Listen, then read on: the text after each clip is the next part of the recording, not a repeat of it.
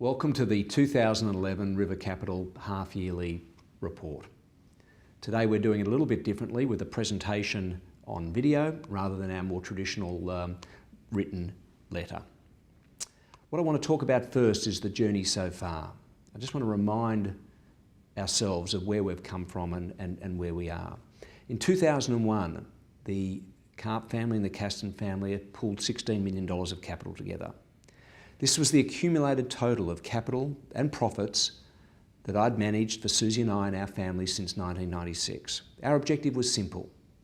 Good investments, great investments, would result in compounding capital value. And our co-investors, our partners, our family and friends joined us on the journey. The price of co-investment was a modest performance fee. Because of this strong alignment of interest, your management team continues to be very conservative in the investment of your capital. Therefore, we will not go down a path where the incentive to compound our partners' wealth at any cost becomes so great that we expose your capital to unnecessary risks. This incentive must continue to be driven by the size of our family's capital investment and will continue to be driven by that. So where are we today? December 2011, some 10 years on. Simply put, we achieved our objective. The family's investment in the River Capital Growth Fund has grown from the $16 million that I spoke about to over $60 million today. And along the way, importantly, family and friends have joined us as co-investors, and they've now contributed a further $150 million of their capital.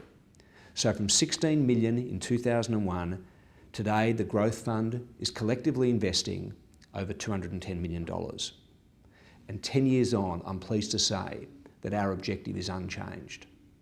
We will make great investments and we will compound our collective capital that way. There is no incentive for us to take unnecessary risks with your capital when our capital represents such a significant part of the overall pool.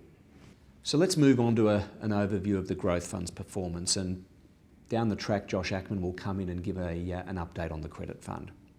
So are financial markets getting scarier, or do the same risks exist today, but with the news coverage being 24/7, it makes it feel worse? I don't know about you, but very often it provides some comfort to go to the words of a smart investor like Warren Buffett, who a week ago on CNBC was quoted as follows: "I wouldn't worry about headline risk unless I was investing with leverage. If I own a good business privately, I'm not worried about the headlines tomorrow. If I'm the best auto repair shop in town, I'm also not worried about the headlines. I'm worried about taking care of my customers. We don't know what the market is going to do tomorrow. No one does. So own good quality assets run by decent and honest people." So our Growth Fund has been well insulated from the market volatility. In part, this is because of our judgment to hold a significant cash balance, and in part, it is a reflection of the sector diversification that we have.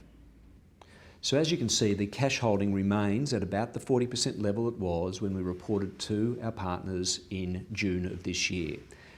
This reflects our views on continuing market volatility and comes back to our private investor mentality of preserving capital, preserving our own capital and preserving our partners' capital.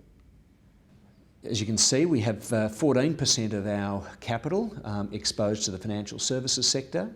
We have about 8% of our capital exposed to the retail market, about 8% to healthcare and essential service stocks, and finally, a relatively new addition to the portfolio, about 6% of our capital exposed to infrastructure stocks. We own a portfolio of quality businesses spread across a range of industries. Importantly, we are buying these businesses at prices that we think protect our downside in the event that times remain tough. As you can also see, we continue to hold a large and liquid balance of cash to take advantage of opportunities to buy more of these businesses at even better prices.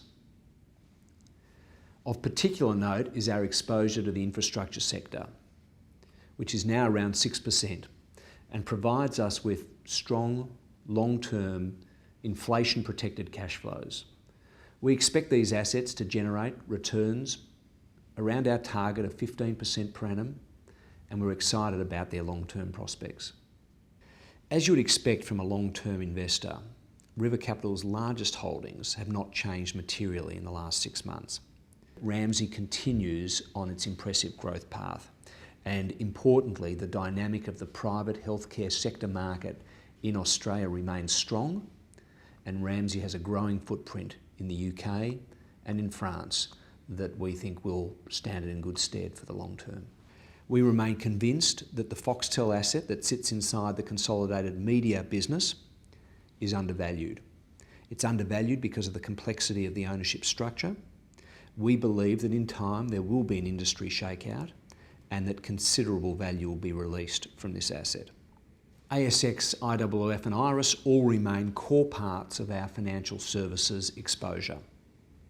And notwithstanding the downturn in financial markets, these businesses remain ungeared, strongly cash flow generative, throwing out good dividends for us, and we believe are very well positioned in the event financial markets do turn around. Reckon and InvoCare remain core mainstay businesses in the River Capital Growth Fund portfolio.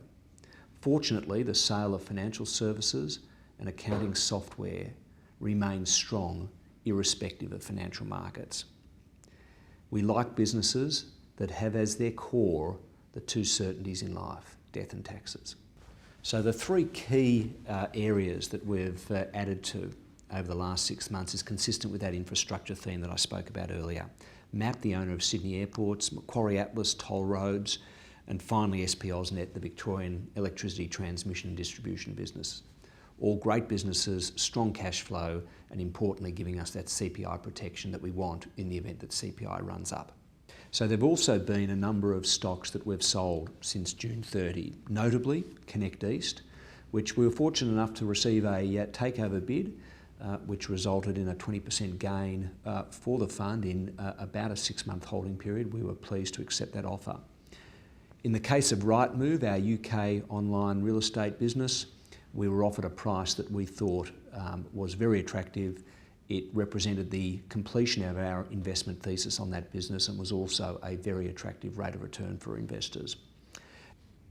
And in relation to TATS, notwithstanding that it is a great business run by a great management team, we're really concerned there as to whether we could generate our 15% return hurdle, notwithstanding the quality of the business. And that's why we reduced our exposure to TATS. So what are the key takeaways? We're well insulated in a difficult environment. We see some exciting investment opportunities, and importantly, we're well cashed up to take advantage of those.